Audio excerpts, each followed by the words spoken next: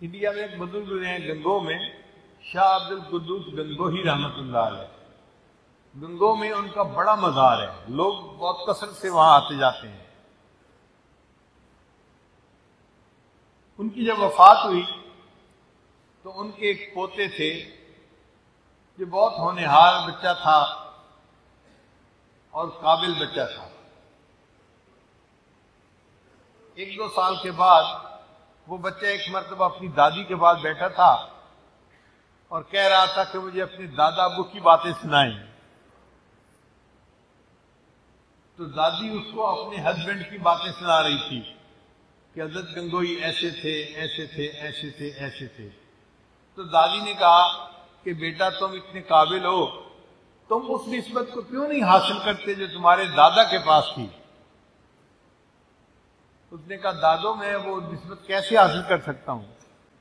انہوں نے کہا کہ تمہارے دادا کے ایک بڑے اجل خلیفہ افغانستان میں زندہ موجود ہیں، تم ان کے پاس جاؤ اور ان کی صحبت میں رہو اور اس نسبت کو حاصل کر کے واپس وطن آؤ۔ بچہ چھوٹی عمر کا تھا، اس نے دل میں ارادہ کر لیا۔ 10-12 سال کی عمر ہے اور بچہ گنگو سے افغانستان چل پڑا۔ اس شہر پہنچا جہاں حضرت کے خلیفہ تھے۔ ان کو جب پتہ چلا کہ میرے شیخ کا پوتا میرے ملنے کے لیے آ رہا ہے تو وہ شہر سے باہر استقبال کے لیے آئے، ان کو گھر لے گئے اور 3 دن ان کی خوب خاطر مدارت کی، کھانے کھلائے، خدمت کی، آرام پہنچایا۔ 3 دن کے بعد پوچھا کہ جی آپ کا آنا کس مقصد کے لیے ہوا؟ تو بچے نے بتایا کہ جو نعمت آپ نے میرے دادا سے پائی تھی میں اس نعمت کو پانے کی نیت سے آیا ہوں۔ ان کا بچہ وہ نعمت کو پانے کا ایک طریقہ کار ہے، ایک پروسیس ہے، تمہیں اس پروسیس سے گزرنا پڑے گا، یوں شاہانہ طریقے سے تو تمہیں نسبت نہیں مل سکتی۔ کہنے لگے جی جو کام ذمہ لگائیں گے میں کروں گا۔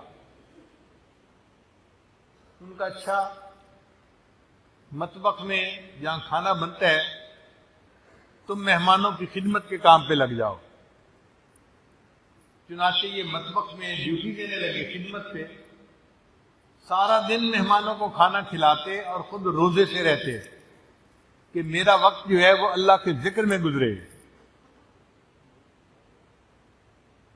پھر ایک دن ایسا ہوا کہ شیخ نے اس زمانے میں شکاری کتے پالے ہوئے تھے۔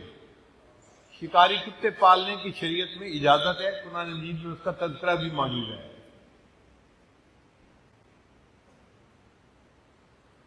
اور ان کے رکھوالی کرنے کے لیے بندے کی ضرورت تھی، تو شیخ نے اس نوجوان کو بلایا اور کہا کہ دیکھو ان کتوں کی رکھوالی آپ کے ذمہ ہے، ان کو کھانا کھلائیں، ان کا خیال رکھیں، ان کو نہلائیں، خبر گیری کریں ان کی۔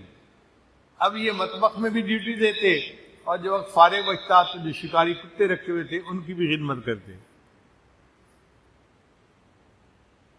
1 سال اسی طرح گزر گیا۔ اب یہ اپنے کام میں ایڈجسٹ ہو گئے،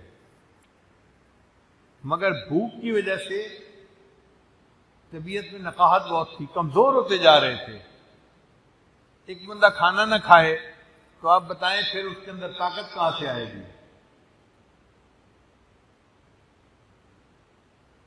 پھر دوسرا سال انہوں نے پھر اسی طرح مطبخ کی خدمت میں اور کتوں کی خدمت میں لگا دیا، مگر سکون آرام سے رہے کہ میرے شیخ نے جو کام ذمہ لگا دیا ہے مجھے کرنا ہے، اس کام کے کرنے سے مجھے نسبت ملے گی۔ اب اللہ کی شان دیکھیں، ایک دن شیخ نے پروگرام بنایا ہم جنگل میں جائیں گے شکار کے لیے، تو انہوں نے اس نوجوان کو بلا کر کہا کہ کل ہم نے جنگل میں جانا ہے شکار کے لیے، آپ کتوں کو تیار رکھنا اور کتوں کو آپ ہی نے سنبھالنا ہے۔ اور کتے جو تھے وہ بڑے قد کے تھے اور بڑے طاقتور تھے اور کئی تھے، ان کو پکڑ کے رکھنا ایک بندے کا کام نہیں تھا، وہ تو اس کو کھینچ کے لے جاتے۔ شیخ نے کہا کہ بھائی تم نے ان کا خیال رکھنا ہے اور کتوں کو چھوڑنا نہیں ہے، جو مرضی ہو جائے۔ چنانچہ جنگل میں گئے.